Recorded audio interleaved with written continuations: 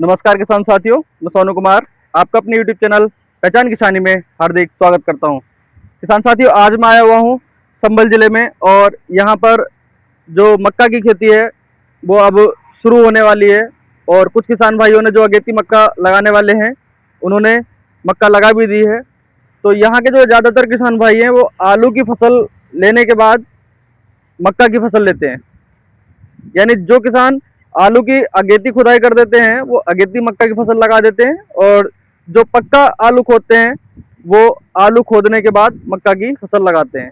लेकिन किसान साथियों, जो भी किसान भाई मक्का की खेती करने वाले हैं या आलू की खेती करने वाले हैं तो उन सभी के लिए यह वीडियो बहुत ही ज़बरदस्त होने वाली है, क्योंकि इस वीडियो में किसान साथियों मैं आपको रूबरू कराऊंगा संभल के उस किसान से जो आपको बताएंगे आलू की फसल के बाद जब वो मक्का की फसल लेते हैं तो उनकी जो लागत है मक्का की फसल की वो बहुत कम हो जाती है और जो पैदावार है वो अधिक होती है। मतलब सीधा सा है किसान साथियों कि कम लागत में ज़्यादा उत्पादन कैसे लेंगे, इसका सीक्रेट फार्मूला आज आपको पता चलने वाला है, वो भी संभल के किसान से जो पिछले काफ़ी समय से ऐसा ही करते आ रहे हैं, जिससे उनकी अगर आलू की फसल में कुछ नुकसान हो भी जाए तो वो उसके नुकसान की भरपाई इस मक्का की फसल से उसी लागत से कर लेते हैं जो उन्होंने आलू की फसल में लगाई थी। तो इसे करने की जो पूरी प्रक्रिया है वो क्या है, यह जानने के लिए वीडियो को अंत तक देखें और हमारे चैनल पर यदि पहली बार आए हैं तो हमारे चैनल पहचान किसानी को सब्सक्राइब करें। तो चलिए बात करते हैं किसान साथियों उस किसान से ही जो आपको बताएंगे कि मक्का की खेती कम लागत में ज्यादा उत्पादन कैसे देती है। नमस्कार भाई साहब, सबसे पहले भैया अपना नाम बताएंगे आप? नरेश कुमार सैनी। नरेश कुमार सैनी।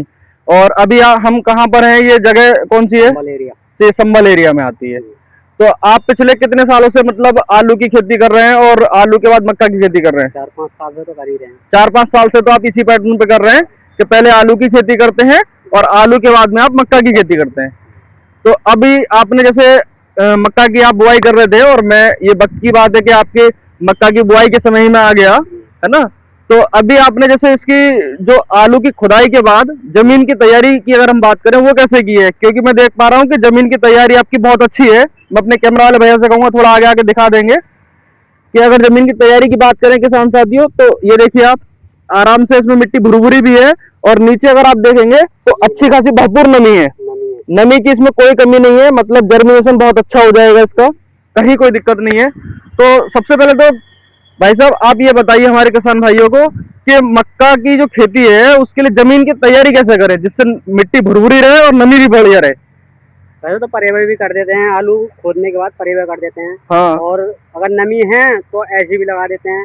अगर किसी के खेत में नमी है आलू खुदाई के बाद तो बिना पलेवा के भी मक्का की बुआई कर सकते हैं। लेकिन इसमें पलेवा करने के बाद करिए। अच्छा, इसमें पलेवा के बाद की है क्योंकि मिट्टी हल्की है ये, है ना। मैं देख रहा हूँ रेतीली मिट्टी है, थोड़ी सी हल्की है। हैरो से 2 पलटे लगा दिए हैं और रोटर से 1 पलटा लगाया। अच्छा, हैरो से आपने 2 जुताई करी और उसके बाद में 1 रोटावेटर से कर दी, तो कुल मिला के 3 जुताइयों में मिट्टी तैयार हो गई। अच्छा, अब जैसे आप मक्का की जो बुआई कर रहे हैं मशीन से, तो इसे जमीन की तैयारी के समय मतलब आपने जो किसान भाई खाद फर्टिलाइजर डालते हैं वो पहले ही डाल दिया या नहीं? दिया था, आलू में ही डाल दिया था जो भी डालना था। अच्छा, पहले आलू में डाल दिया था, लेकिन अब आपने अब कुछ डाला कि नहीं मक्का बुआई के समय? नहीं डाला कुछ भी इसमें। अच्छा, इसमें इस समय इन्होंने डीएपी या यूरिया कुछ डाला? नहीं, कुछ भी नहीं डाला। तो देखिए किसान साथियों, ये किसान भाई का कहना है कि इन्होंने जब आलू की फसल इसमें ली थी तो आलू की फसल में अच्छी पैदावार के लिए भरपूर लागत दी थी, ठीक। और उसके बाद में अब जब ये मक्का की बुआई कर रहे हैं तो इन्होंने जमीन की तैयारी के समय या बुआई के समय अब इसमें कुछ भी नहीं डाला है। अब इस ये मतलब ऐसे ही केवल बीज डाल के ही आप इसकी बुआई कर रहे हैं। अच्छा अच्छा, इसके पीछे क्या कारण है कि आपने इसमें बुआई के समय कुछ भी नहीं डाला? और किसान तो डालते हैं? नहीं, ऐसा होता है कुछ हम ज्यादा डाल दिया पहले ही, जो भी लागत लगानी है पहले ही लगा दी। अच्छा, उसके बाद ये है पानी चलाएंगे, पहला पानी उस टाइम डालेंगे, या तो यूरिया डालेंगे या डीएपी डालेंगे। अच्छा, कहने मतलब ये है आपके कि आपने जो भी मतलब आलू में पैदावार के लिए लागत लगाई थी वो ज्यादा लगाई थी थोड़ी, है ना। और जब वो लगाई थी तो आपका मतलब ये है कि वो लागत अभी खत्म नहीं हुई है ना। उन फर्टिलाइजर का, खाद का अभी भी इसमें असर है, जिससे मक्का की जो फसल है वो उसी से हो जाएगी, है ना, ग्रो उसी से हो जाएगी, जर्मिनेशन उसी से हो जाएगा।